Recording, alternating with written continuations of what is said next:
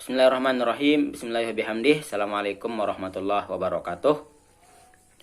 Kembali lagi bersama saya Muhammad Ali Majdi dari program studi pendidikan guru madrasah ibtidaiyah Institut Agama Islam Hamzan Wadi Nahdlatul Wathon Diniyah Islamiyah Pancor.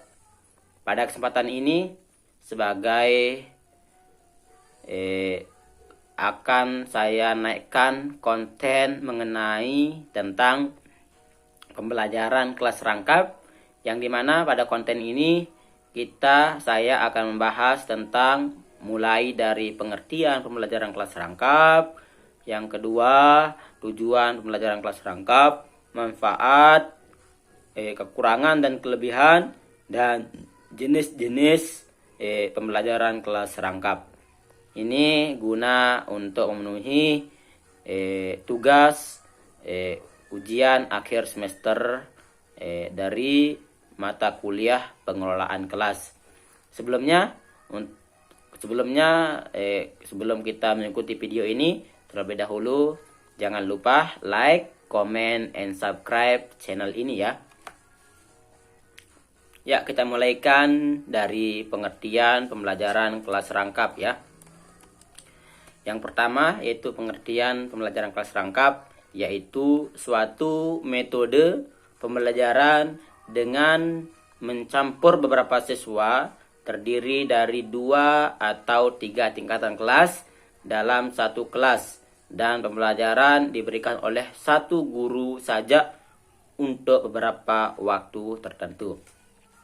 Pembelajaran kelas rangkap di sini sangat menekankan 2 hal utama. Yang pertama yaitu kelas digabung secara terintegrasi, dan yang kedua yaitu pembelajaran berpusat pada siswa, sehingga guru tidak perlu berlari-lari antara 2 ruangan kelas untuk mengajar 2 tingkatan kelas yang berbeda dengan program yang berbeda pula. Namun di sini murid dari 2 kelas bekerja secara sendiri-sendiri dalam kelas tersebut di dalam ruangan yang sama.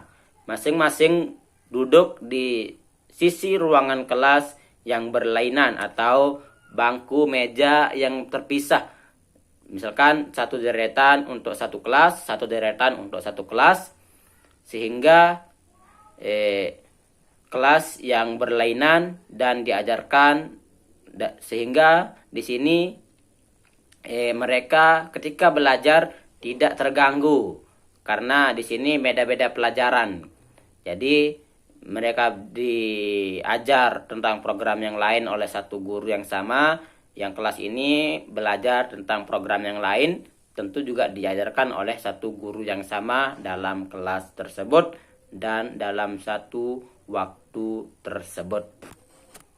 Yang selanjutnya kita beralih ke tujuan dari pembelajaran kelas rangkap ya.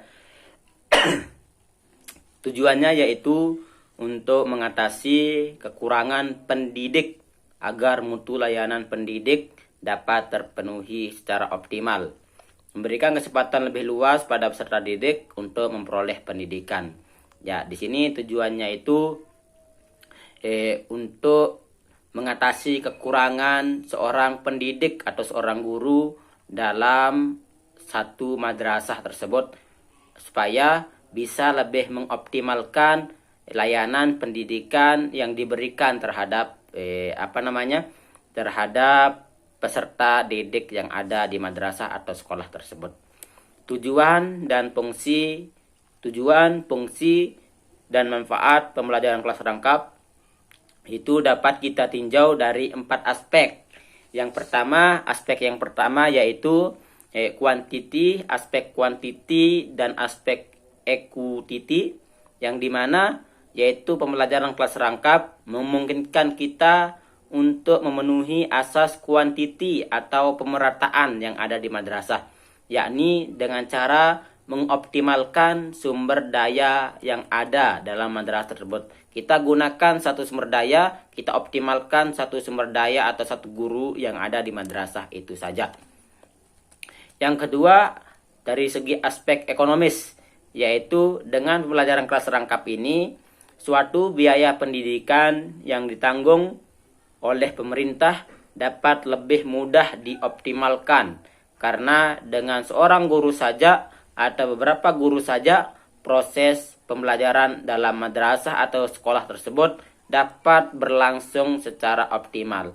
Meskipun banyak guru atau sedikitnya guru, tetap proses pembelajaran dalam madrasah itu bisa dioptimalkan, ya.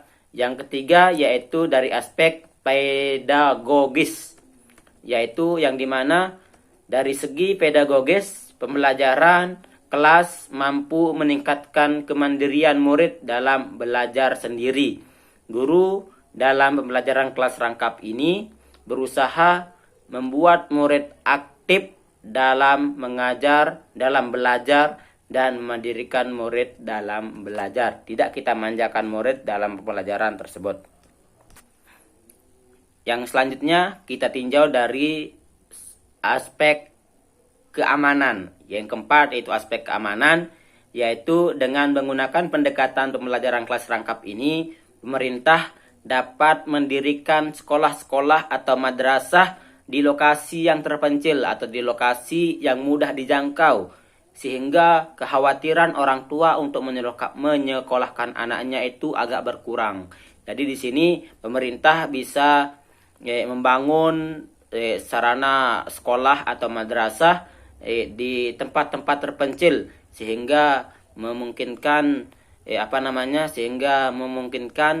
pembelajaran dari peserta didik itu lebih optimal, atau tidak memberikan peserta didik terlalu jauh untuk sekolahnya. Yang selanjutnya kita ke kelebihan dan kekurangan dari pembelajaran kelas rangkap. Kalau kita lihat dari segi kelebihan dari pembelajaran kelas rangkap ini, yaitu guru atau tim pengelola dari madrasah itu siswa dari dua tingkatan kelas yang berbeda dengan fokus dua mata pelajaran yang baik satu sama atau berbeda dalam satu ruangan.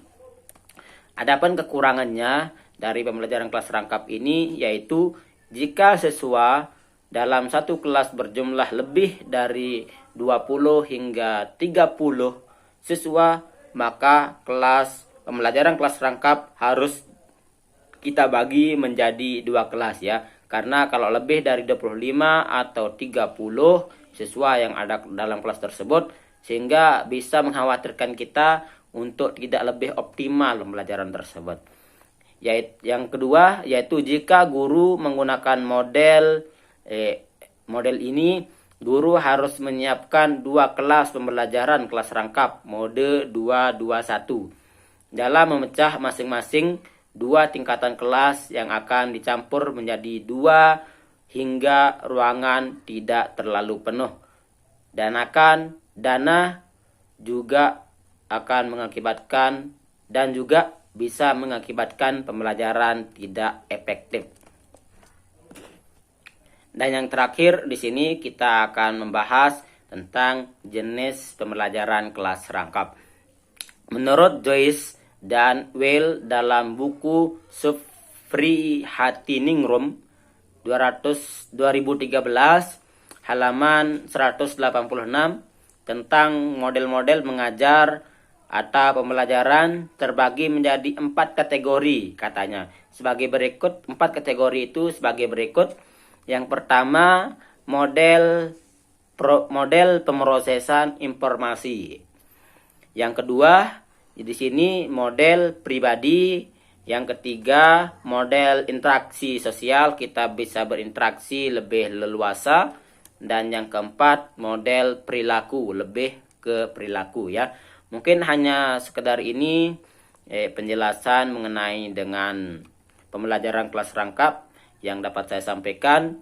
Mudah-mudahan penjelasan ini bisa bermanfaat untuk kita semua, lebih-lebih untuk saya pribadi sebagai seorang mahasiswa, sehingga nanti ketika saya selesai melaksanakan pendidikan atau studi pendidikan bisa kita gunakan ketika